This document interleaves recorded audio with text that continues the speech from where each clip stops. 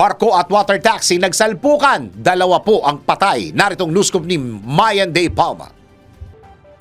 2 tripulanteng Pilipino ang nasawi habang 4 na Chinese nationals ang sugatan sa banggaan ng isang passenger vessel at water taxi sa dagat na sakop ng Verde Island sa Batangas. Ayon sa Philippine Coast Guard, bandang alas 12:30 ng tanghali kahapon nang magbanggaan ang fast craft na Ocean Jet 6 at water taxi na Hop and Go 1. Iniulat ni Coast Guard Station Batangas Commander Captain Jerome Gichel na kabilang sa mga biktima ang boat captain and third mate ng Hop and Go 1. Batay pa sa ulat ng PCG, nagmula sa Batangas ang Ocean Jet 6 at patungo sa Calapan, habang papunta naman sa Batangas ang Hop and Go mula sa Puerto Galera. Ligtas naman ang 105 pasahero at 19 na crew ng Ocean Jet 6. Samantala, patuloy na iniimbestigahan ng PCG ang aksidente. At yan ang aking news scoop. Ako po si Mayan Day Palma, nagbabalita ng tama, naglilingkod ng tama.